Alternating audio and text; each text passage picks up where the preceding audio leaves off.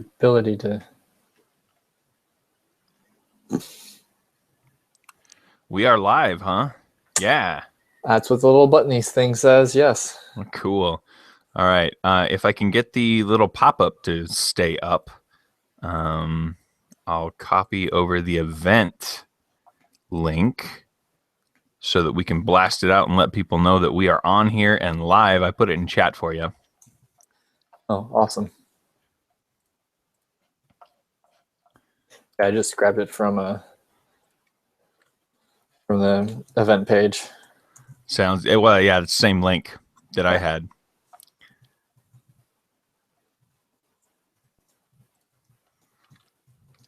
We are live.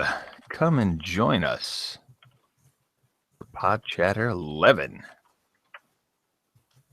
Oops.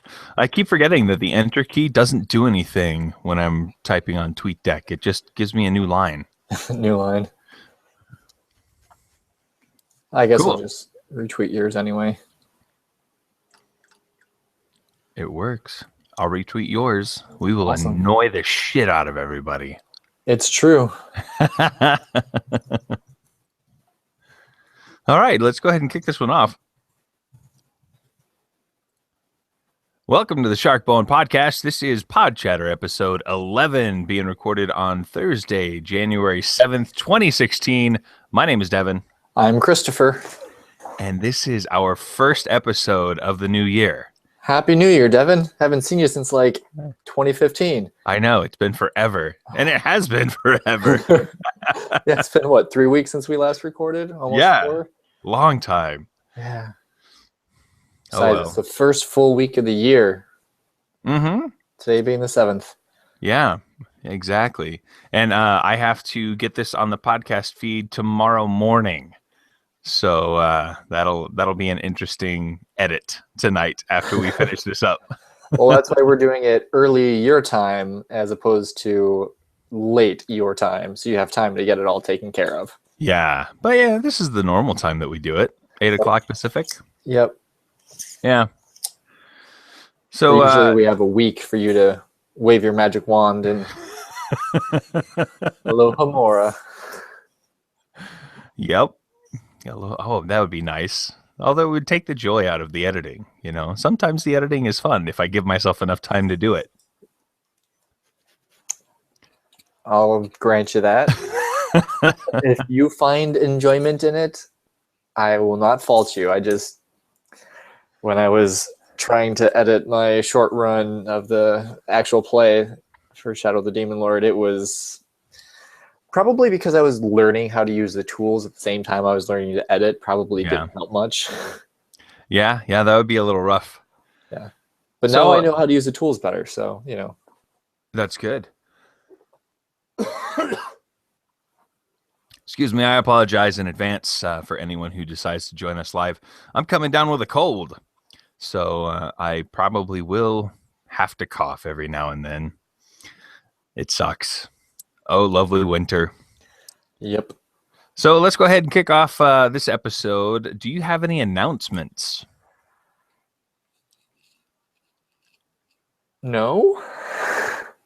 I did have one, but I'm spacing it right now. Yeah, I didn't write it down. It was one of those things like, yeah, I'm going to remember. Oh, we have the GM panel. Oh, yes, that will be on Saturday. Yeah, the day after this episode drops. So you guys have got plenty of time to come see it. It's going to happen over Google Hangouts. It's an RPG Live online panel. RPG Academy Network panel. And it will be live. Yep, it will be live. 9 o'clock Eastern, I believe. Yes, 8 that's Central, what I remember. 6 Pacific. And who really cares about Mountain Time, right? Just kind of right there in the middle. At least one person does. At least one person. At least. Uh-huh. We can say at most 8 people do? I don't know. Okay. I don't. If that was a joke I was supposed to get, I didn't get it. No, I'm just saying there's not many people who care. Yeah, maybe. So what was I going to say? I will put the link to that event in the show notes. so that you can not have to search for it, because searching for events can sometimes suck. Yeah. And the day this episode comes out, First Contact, the X-Core Kickstarter, ends. So if you get early enough and you still want to back this awesome looking open D6 system alien invasion game, you might have a chance. I love Alien Invasions. I really do. Yeah, me too. Speaking of Alien Invasions, have you seen the new Independence Day movie trailer? I have. I'm excited to see that movie. I was totally blown away. Like, I was not expecting it. The day I was, 7:00 a.m. I was at the theater watching Star Wars, and I'm like, these things look oddly familiar. What's going on? Wait, I know. Oh my gosh.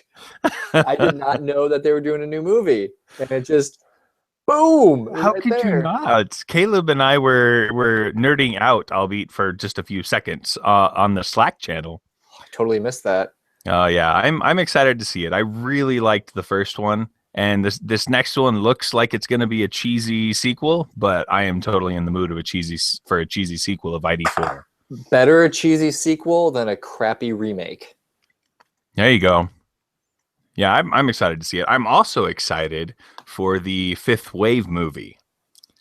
When we went to see Star Wars, I saw the trailer for that, and I was like, that looks like a movie I would love. And then I went out and I bought the book, and the book has just hooked me. So nice. I'm excited for the movie. It should be fun. And it's another alien invasion movie. It's another alien. Well, it's like a survival horror movie, but the horror is aliens instead of zombies, because zombies are overdone. They're trite. When can zombies ever really be trite? No, I guess not. All right. Do you have anything else you want to throw out there? Nope. Neither do I. So we'll move right into the topic for tonight. Tonight, we're talking about licensed IPs. And this was a suggestion or a topic suggested by you. Yep. So why don't you expound on that and tell our listeners exactly what you had in mind?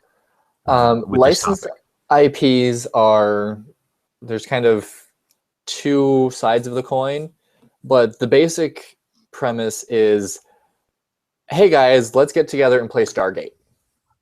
Hey guys, let's get together and play Supernatural. Let's get together and play Star Wars. Let's get together and play Lord of the Rings. It's a well-known, at least amongst your friends, it could be like that short-lived mini-series that never took off that you and your buddies love. It could be, something as big and epic as Lord of the Rings. It could be whatever tickles your fancy, and so you decide to play in someone else's sandbox.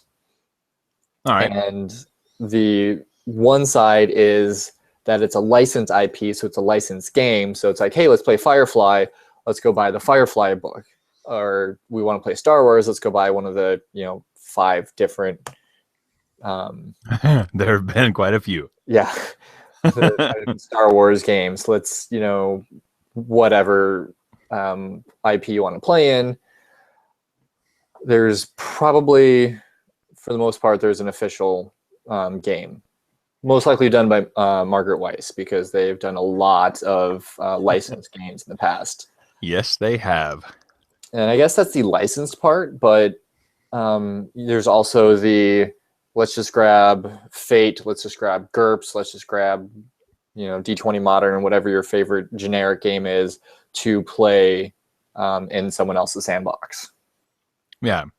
So IP is intellectual property. I don't know if you already said that. Intellectual property is a creation of the mind, and that belongs to someone. If it's something that you created, it could belong to you. If it's something that someone else created, it obviously belongs to that person or whoever they sold the rights to. Right. So there are a lot of games that use licensed IP. I was going through my library, and in just a minute, I came up with 9 games. No, 7 games. Sorry, I miscounted. 7 games that I own that used IP licenses, and that doesn't even scratch the surface. I like gaming. I like getting games, but I don't buy games that I don't intend to play. You know, I'm not one of those people that buys games to read them and yank ideas from them. I like to actually play the games. I grab bits and pieces here and there. So how many licensed games do you think you have? Well, half of my physical books downstairs are Star Wars D6. So there's one. Okay. Are we counting Star Wars as one licensed IP, even though I have 2 different incarnations of the rules, or is that 2 different licensed IPs? Oh, I have no idea. Okay. So I've got Star Wars D6. I've got the new Fantasy Flight Star Wars. I have Atomic Robo. I have Supernatural. I have Battlestar Galactica. I have Smallville. I have Marvel Heroic. You got a lot of licensed games. I've got, I think, 6. There's probably 1 or 2 I'm missing, so I'll say 8. So, speaking about MWP, as we were, William says, "Let's go to MWP and die." What do you think he means? Because I don't know. I'm assuming he means that Margaret Weis has I don't know if you want to call it a track record. Oh, yes, I get it now. Because we've got the license. They get a license, they print a few books, and the license gets revoked, the license expires, they can't afford to renew, something happens because a lot of the properties that they're doing are either short run, like Battlestar Galactica. I think they brought out the role-playing game in the 2nd season. All right. So there wasn't much time frame there. Smallville was done during season 7, I think, season 8, something like that. So toward the end of Smallville's run, Supernatural was actually made toward the beginning because they're still going. 11, I think they're in season 11. And so Margaret Weis does a lot of IPs. You know, they had Marvel Heroic, which unfortunately, from what I hear, this might not actually be what happened, but what I heard was that Marvel was expecting the games to sell more like the comics, which we all know is not the logical conclusion to draw. And it didn't happen. And it didn't go as they foresaw it, even though, you know, MWP was like, hey, this is what you should expect. Like, no, it's Marvel, it's going to sell better. And it didn't, so Marvel yanked the license from them. That's what I heard. Again, that's not from anybody at Margaret Weis. It's just, I heard it from the grapevine. And I had the impression that they weren't selling well enough for MWP to consider the license fee worth it. Okay. So yeah, there was something with the price of the license and then the way that the books were selling. But Marvel has a track record of yanking their license from prior companies who have done Marvel games, because there's been there's been as many Marvel games as there have been Star Wars games, if memory serves, which is saying something. So because you listed the games you've got, I'm going to list mine because I don't want to feel left out. Okay. The games I have are that I found going through my library. Dresden Files. Yep, that was one of the ones I was going to list. I got DC Adventures, Smallville, Star Wars Saga, Marvel Heroic, Dresden Files, Stargate, and Shadowrun. Is Shadowrun really an IP, though? A licensed IP? Because the game is where the IP started. Right, but Topps owns it. Okay. But that kind of ties into Mundangerous question, if we should consider D&D an IP, since Wizards is spending more time on crappy MMOs and computer role-playing games than delicious splat books. Well, we should definitely consider an IP because they're outsourcing so much of their development. Yeah. Because I wouldn't say D&D, like Dungeons and Dragons, is an IP, but I would consider, well, obviously it is an IP, but I don't consider that a licensed IP. I would consider the specific incarnations, like Eberron is a licensed IP. Forgotten Realms is a licensed IP.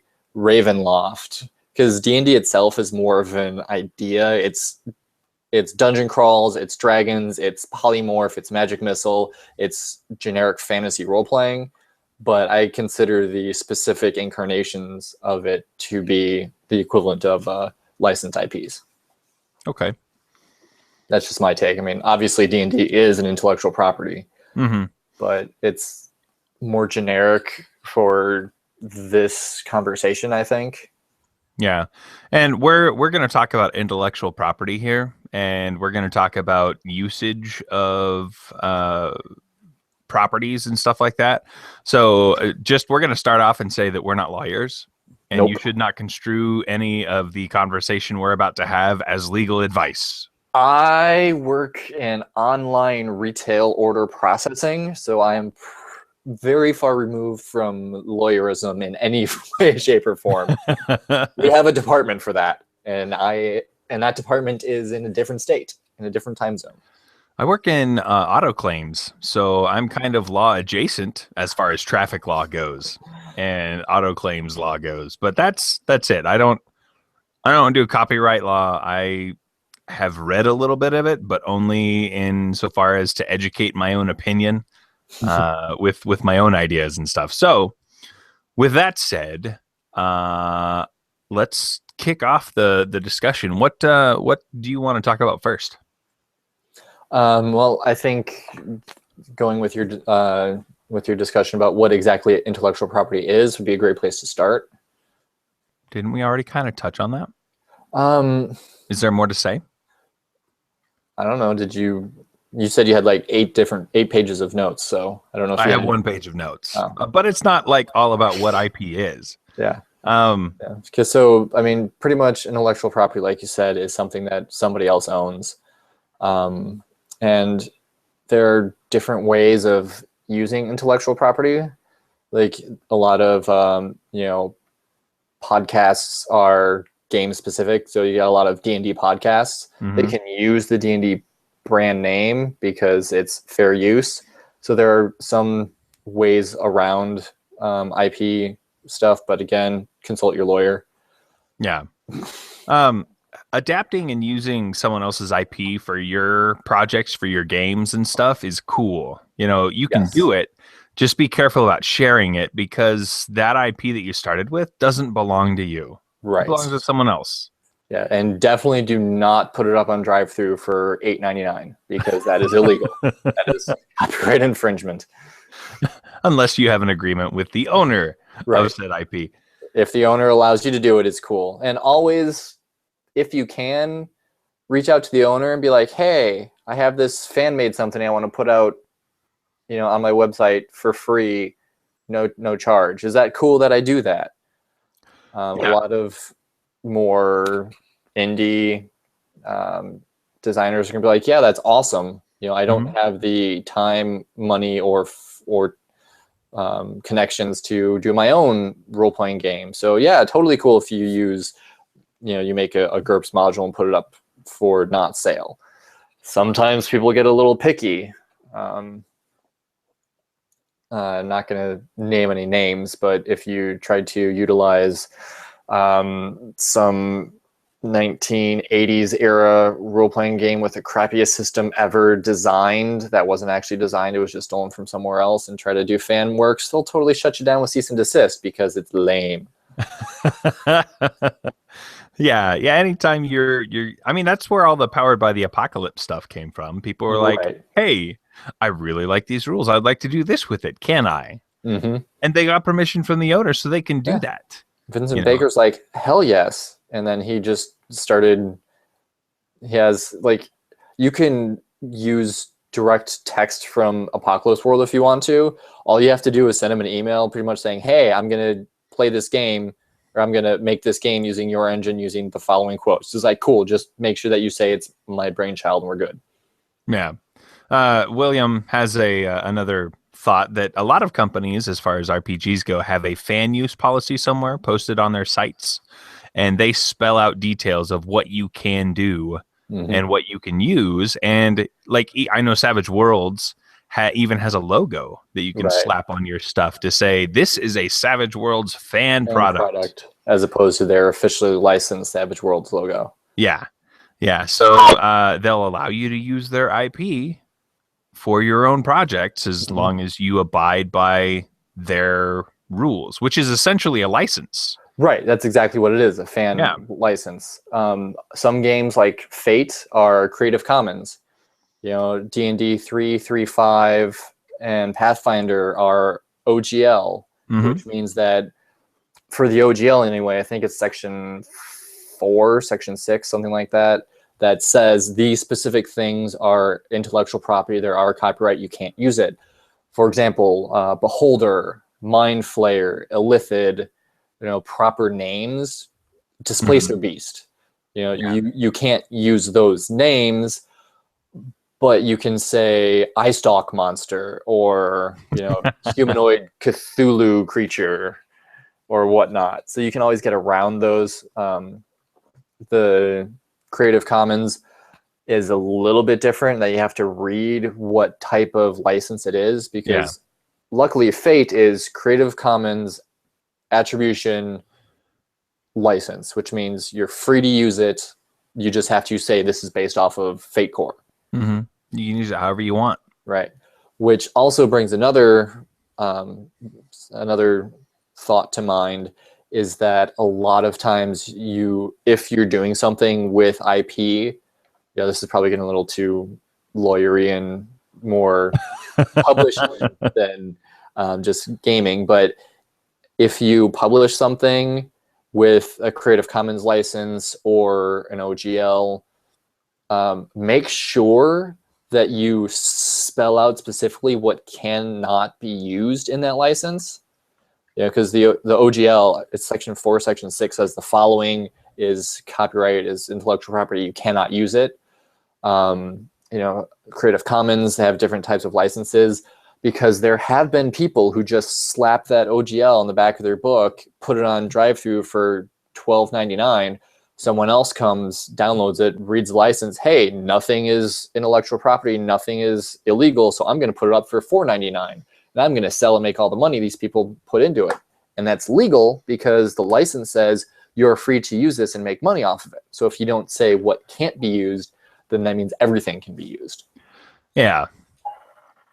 So let's pull it back a little to personal projects here. Personal projects, right. If you, like a lot of us gamers, we like to create worlds, we like to create rule systems, we like to create games. I've done it. You've done it, Christopher, I'm sure. Yeah. I'm sure everyone listening has done it. If you're going to make something, that's awesome. If you want to share it, even better. If you are going to share it, though, please do everyone a favor and put a little blurb at the beginning, the end, whatever, and tell people how you are going to allow them to use it. If you want them to be able to share it with people, say that. Say you can share this with anyone you want. Yeah. If you want to limit their sharing, say you can share this with your game group, your table, Right. Just specify how you want them to use it. Yeah, that's one of the great things about the Creative Commons license, because it spells it out in plain English. You want people to be able to use it, but they have to say that you got it from you. Attribution. You don't want people to sell it. Non-commercial. So the Creative Commons is great for this specific thing. Also, intellectual property. Technically, anything you write on your blog is your intellectual property. So if someone else wants to use it, they need your permission. So having something on your private, even though it's your own blog and you don't consider yourself a game designer or a game creator, if you publish it in pixels or in print, it's your intellectual property. And granted, you can't copyright game mechanics, which is why a lot of games use the D20, because that's what everybody else was doing. And so you can copyright the specific implementation of the mechanics, the specific way it's explained, but D20 plus numbers greater than or equal to another number, That's math. You can't copyright it. Can you imagine if you could? We would not be able to do anything. Yep. Every kinda single suck. vehicle would have a different way of driving it. Yeah. We've copyrighted a gas pedal. It's okay. I'm using a thumb accelerator like on a jet ski. And then you have a couple with the dual joysticks. There you I want a go. car with dual joysticks. That'd be amazing. That'd be awesome. It wouldn't be a car. It'd have to be a ball. I'd drive that. That Like would be in Jurassic World, that would be Yep. boss. That'd be awesome. Yeah. Except for when the giant dinosaur comes out, then I'd probably shit myself. That would be scary. Right. But I don't think dinosaurs live in the desert by you. So I think you're safe. What are you talking about? They've pulled fossils out of deserts. I've never been to a fossilized desert before, so I wouldn't know these things. This past weekend, we took my son to the National History Museum, and we saw some fossils that they've actually pulled out of the dirt in this area. Apparently, this was a sea way back when, and so there were big sea monsters that they pull out of the dirt. So, do you have anything else that you want to talk about as far as projects and sharing goes, or should we go into talking about using them in your games? I think we can go to using it in their games. Awesome. So we all have things that wait. we're fans of. Mundangerous had a quick thingy on the Q&A app. Okay. He's talking about the Mass Effect fan RPG that was nominated for an Emmy.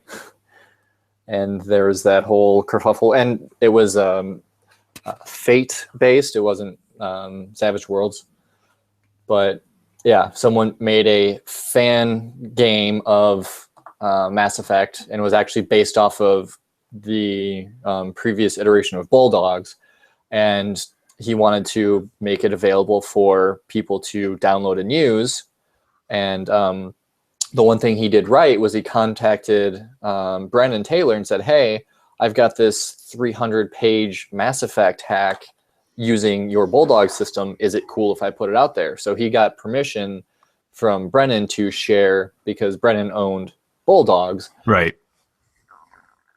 But he didn't have any claim on the Mass Effect property, so there was kind of a stink around the Ennies because apparently no one realized that it was fan-made and it wasn't the official, even though it says right there, unofficial fan-made work. That's actually a good point. It's possible to use more than one IP in a project you're doing. Mm-hmm. Yeah. Use mechanics from one, setting from another, and I don't know, history from a third if you wanted. You could get quite the IP and incestuous relationship going on with so many different things. Oh, and the love child from that would be interesting, I'm sure. Indeed. So, you use IPs, you use licensed games. Yes? Yes. I'm sorry, I was nodding my head. Yeah, that translates really well over in a podcast. It does. Do you not hear the brain rattle? From now on, this will be a sign language audio podcast. So put your headphones on. Oh, I'm getting the finger. I don't know how to say I'm sorry in sign language. I only know how to say thank you. Well, that works. So it can be a very polite podcast. There you go. Awesome. So using licensed games. There are a lot of problems that can crop up with using a licensed game. And one of the things is that generally when you're playing a game set in a licensed IP, you're not the only fan of that IP. You know, I'm not the only Star Wars fan. Yeah, you know what? You might be. But no, you are definitely not the only Star Wars fan. So you need to take into account that some of the people at the table might know more than you. Yep. There's no matter what game you're playing, whether it's licensed IP or it's just 3.5, someone knows the rules or the setting better than you. Mm-hmm. And as much as I want to be the expert on Stargate, Christopher's freaky recall of specific episodes puts me to shame. Yeah, but you put the rest of America to shame, so it's okay. And probably parts of Mexico too. Probably. I would say Canada, but it was filmed in Canada, so probably not. Those Yeah, probably rights not. put me to shame. I've been considering what I'm going to get as my first tattoo for a few years now. I'm either going to get the Stargate A symbol, or I'm going to get the House Civis dragon mark from Eberron. Ooh, those are two very good choices. I think so. What if you combined them, and so you got the dragon mark inside the circle of the A? I think that's a horrible mix-up. I don't want to do that. But we just talked about mixing different IPs. This is a perfect opportunity to put your money where your mouth is. SG-1 enters the Last War. Can you just imagine that? Warforged lining up against SG-1? That'd be crazy. Replicators? What? I've seen that episode several times. Some interesting mix of replicators and human form replicators. What's going on? It would be awesome. I don't know about that. I don't think it'd be awesome at all. No, but we get lots of explosions and they have to wear the little yellow goggles so debris doesn't fly into their eyeballs. Oh yeah, that's nice. Yellow goggles are great. So what is your main concern when you're running a licensed game? My main concern is keeping the balance between canon and letting my players run roughshod over the setting. Man, I was gonna say something almost exactly that.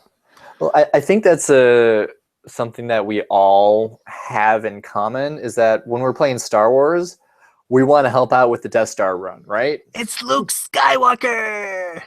But there's always a player in your group, and Adam was that player in my group, not going to name any last names, because he doesn't listen to this anyway. But to be polite, because someone listening might know him, I don't know, we call him Brillo Pad. He's short hair and abrasive. Oh, so no. If you know the Brillo Pad, then I'm talking about him. But if you don't, you'll never know. But he's one of those players that would be like, oh, we're doing the Death Star run. I'm going to blow up Luke Skywalker and take all the credit for myself, which throws the entire timeline into disarray. I'm going to save Porkins.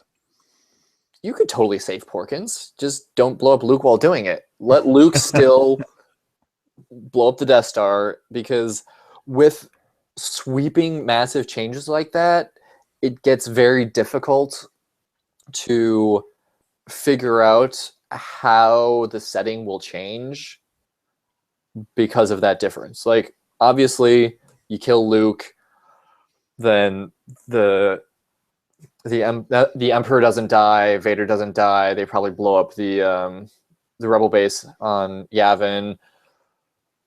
The galaxy is still controlled by the bad guys, and the world or the galaxy goes to hell.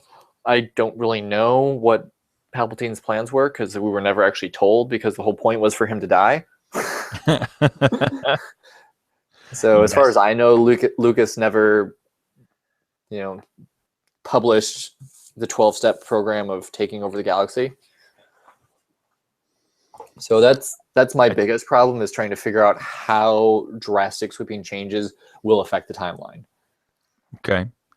So, yeah, mine are similar. I always run games when I'm running a licensed IP, whereas they're canon adjacent. Mm-hmm. So the canon is happening, or it has happened, but we're just kind of going to accept that has happened, or that's going on, and we're going to do our own thing over here.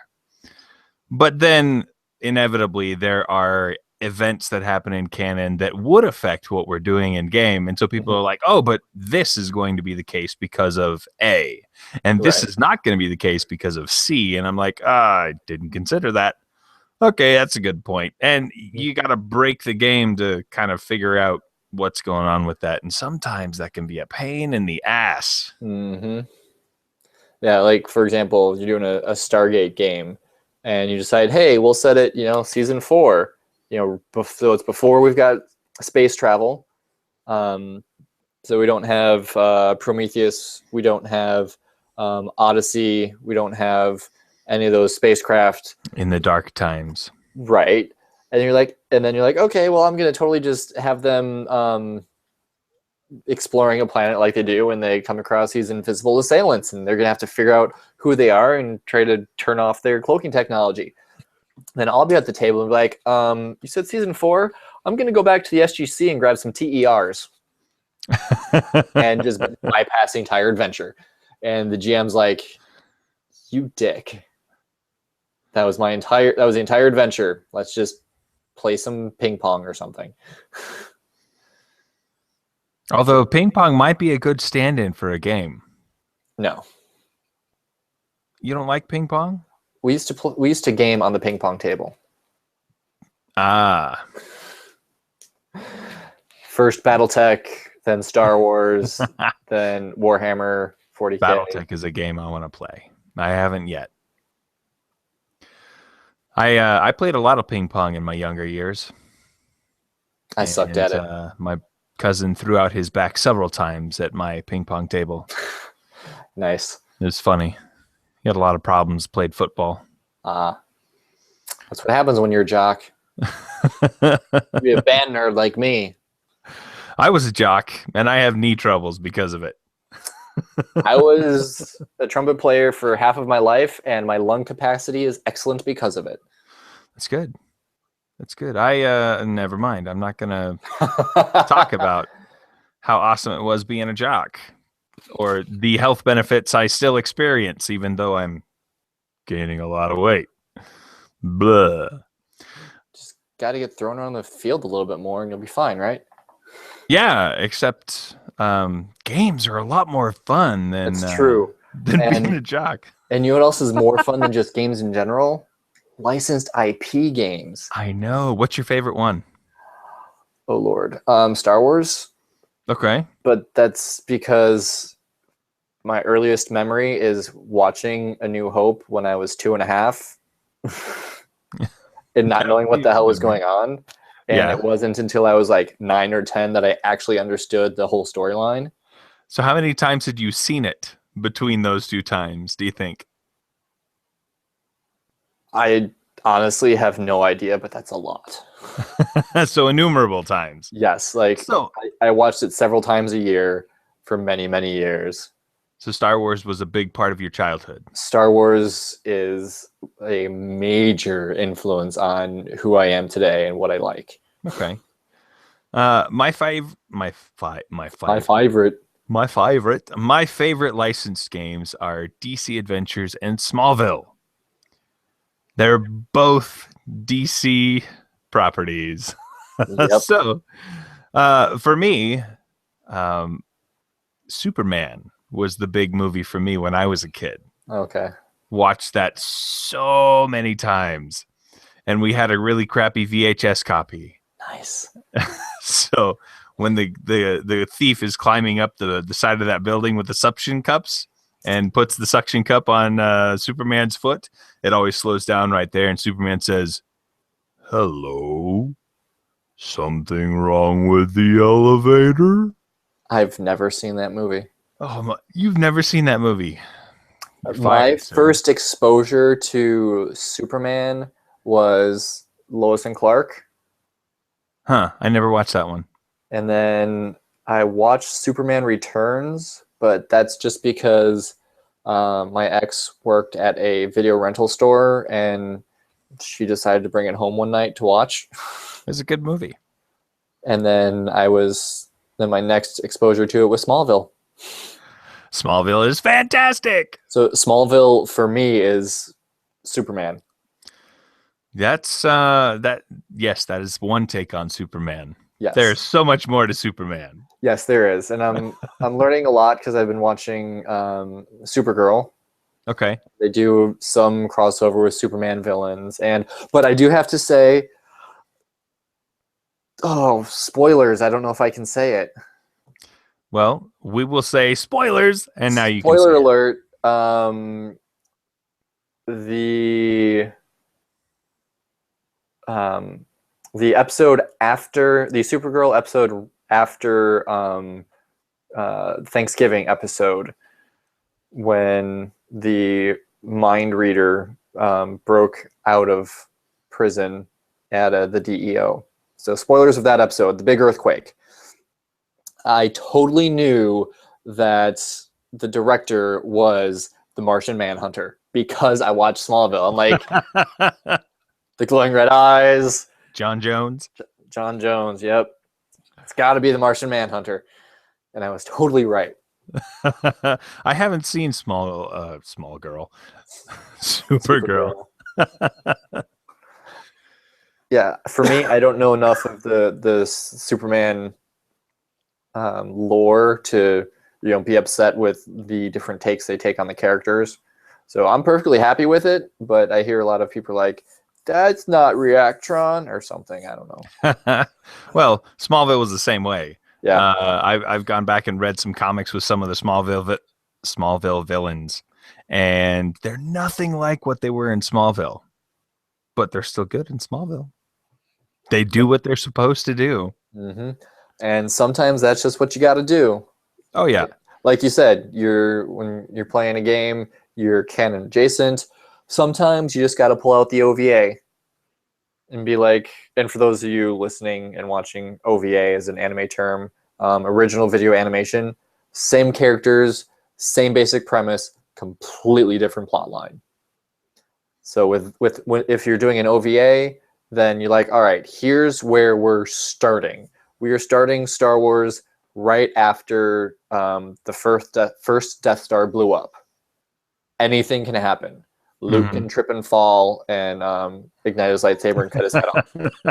And then, or like you guys, the scientist in World War Z. Or you could become the next hero of the rebellion. You could apprentice yourself to Han Solo. You could join the Empire and be an Emperor's hand. You could become Vader's next apprentice. Whatever. You can do whatever you want to with canon. So up to a certain point, everything has happened as you know it. After that, whatever happens, happens. I don't think Han Solo would have taken Luke on as an apprentice. No, he would have shot him first. He's not such a bad pilot himself. So, what else can we say about licensed IPs? What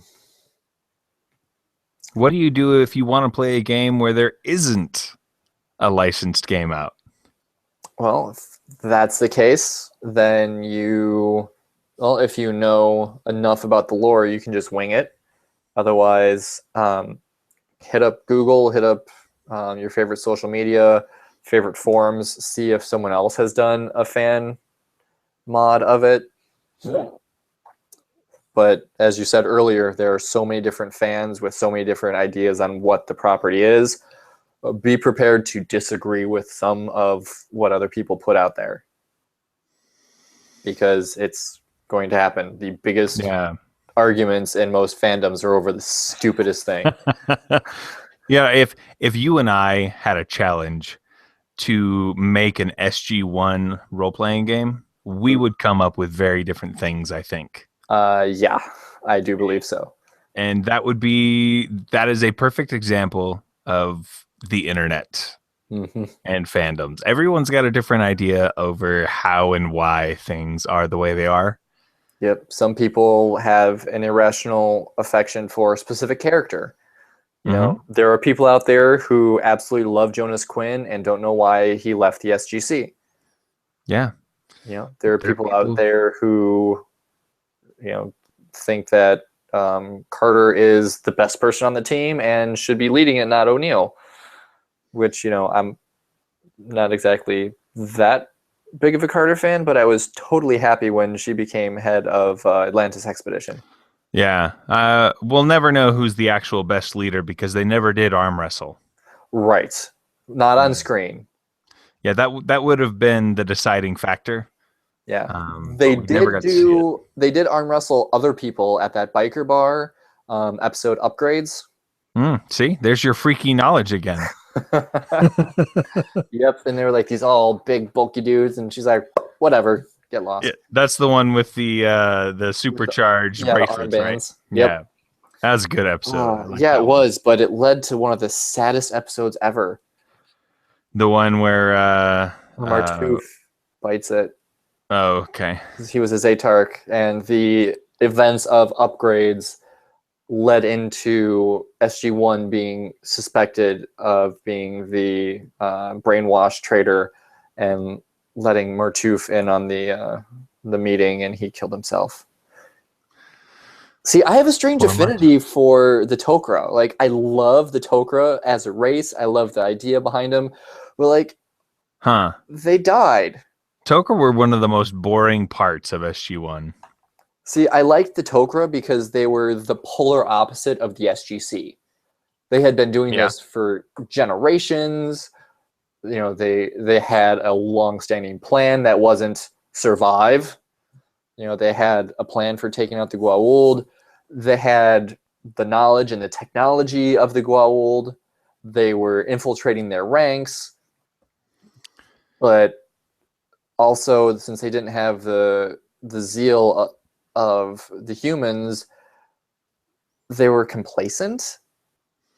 They thought what they were doing was enough. Right. They were like, it's slow going, but we'll get there. It's like, no, you won't.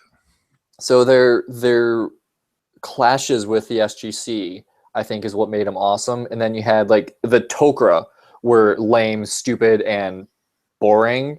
But Sam's dad and Martooth were awesome. Oh yeah, once Sam's dad got in there, it's like, I can do this. Now they've got some perspective. Right, and so they were the exception to the rule, which made us love them even more. And then when Martooth bites it, and then everybody else, and anyway, this isn't a Stargate episode. Every episode is a Stargate episode. So Mundangerous asks, what are the best systems to adapt for various IPs, and what makes you prefer one over the other? Fate? It's a very good question. Well, my default answer is Fate, because I know it so well, and there's so much fan material out there. You know, some of my stuff included, some of the stuff, you know, because really, if you want to do Stargate in Fate, take Atomic Robo and you're done. Okay. Yeah. You've got the brainstorming thing going on. That's really fun. So you got your brainstorming. So you've got the science covered. You know, take the science mode and then just rename it to archaeology or history or culture or something. And then you've got Daniel Jackson. It's perfect, in my opinion, to showcase the hyper competent aspects of the SGC and their agents. I would say Cortex Plus, but that's my first answer because it's a rule system that I very much enjoy. And I think that kind of answers the question. Yeah. Whatever you're most comfortable with. Whatever you really like and whatever you know, you can probably make do what you want to do. Then you also need to take a look at which rule systems that you know and that you're comfortable with, what they feel like. You know, because each system feels different, and you want to compare the feels of those rule systems with the feels of the IP that you're wanting to adapt into a game. Right. Because if I took the leverage rules, and I said, we're going to play Shadowrun here, and you wanted nitty-gritty Shadowrun where everything comes at a cost, probably not a good match. Right. Not unless you do some tinkering. Right. Or if you go back to the Stargate example, if you were to take the leverage rule set and be like, all right, we're going to play Stargate using leverage, well, what's that about? It's about hyper competent, very specialized characters who always succeed. But if you take GURPS, all of a sudden it becomes, What's the range of a P90 versus an M16? What's the damage of a Jaffa staff weapon versus that Nicotel? And what is the the meters per second speed of a Death Glider? A lot.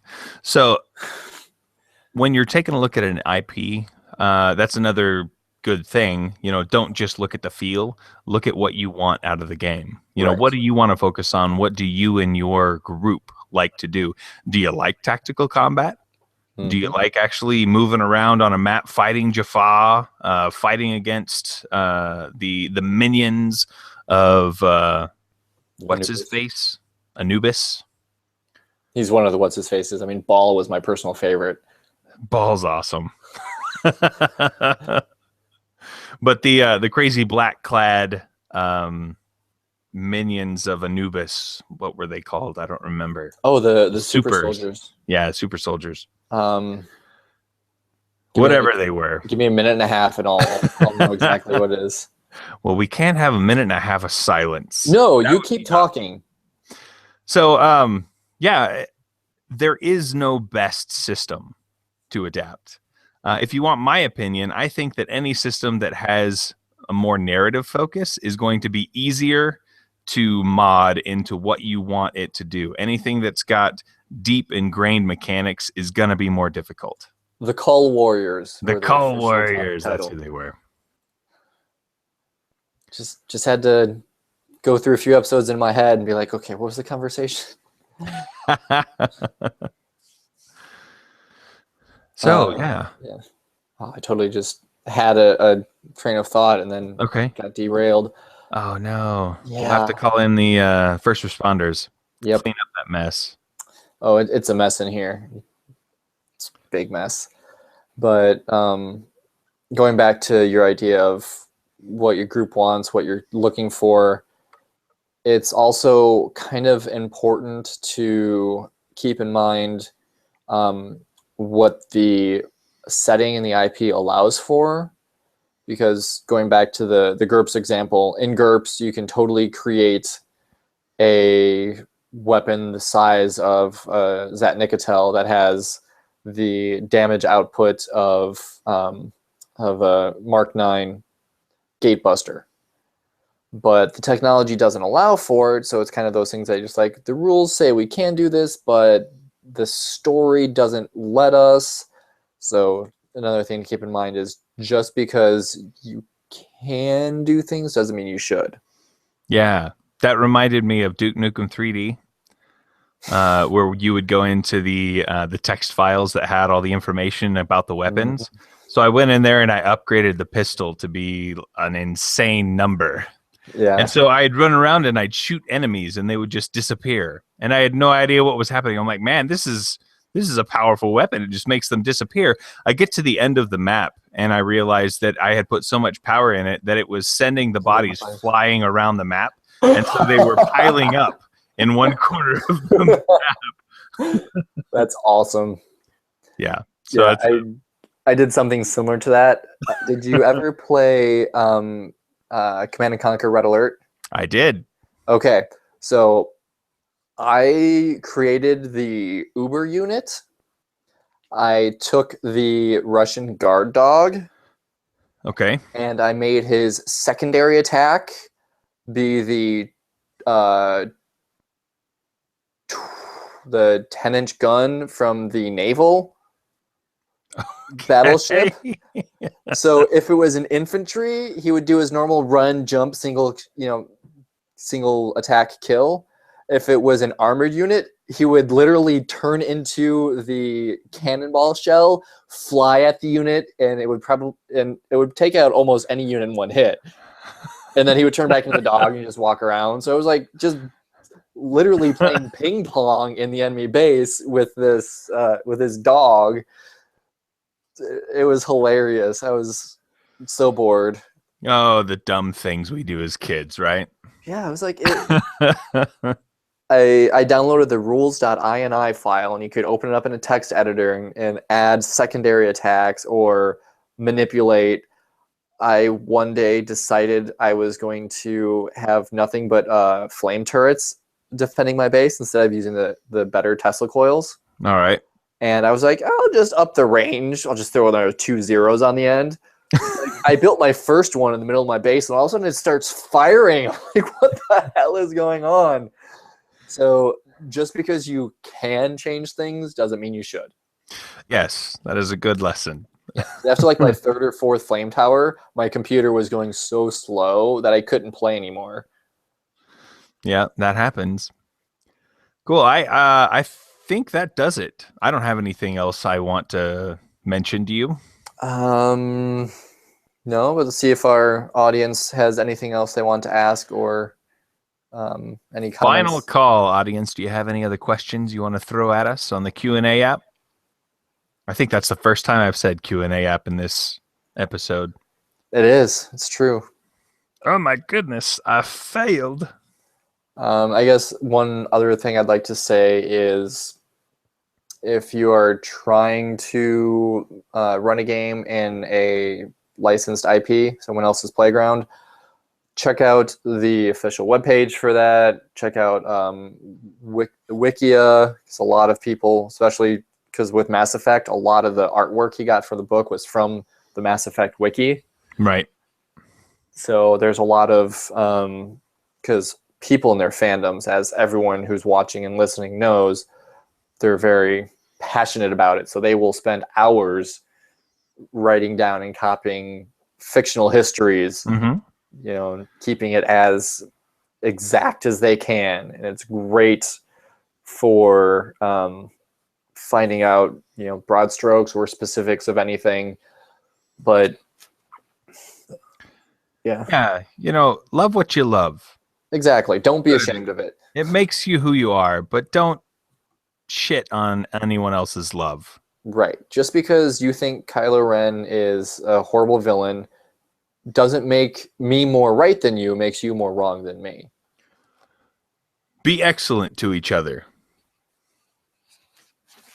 Okay. We'll go Bill and Ted. I even did the pose. You did. I thought you were trying to bitch slap me through the camera. Oh, no. I just said don't shit on other people's fandom, so I'm not gonna slap you around. All right. That'll bring this one to a close. Thanks, everyone, for listening. For those of you who joined us live, thank you very much. It was fun seeing your questions and answering them. With that, I will just say goodnight and join the frenzy. Good night, everyone. And remember, always check for Devin's bitch slaps.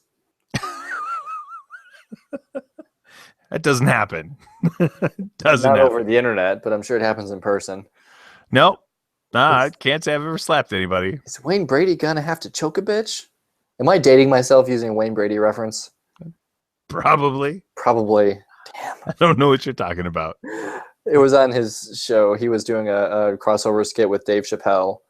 It was on Dave Chappelle's show, and Wayne Brady was doing a guest appearance, and they were following around on a they were just hanging out, and the cameraman was following him around, and Wayne Brady had him stopping at a prostitute to pick up the money owed him, and she's like, I don't have it right now. It's like, is Wayne Brady gonna have to choke a bitch?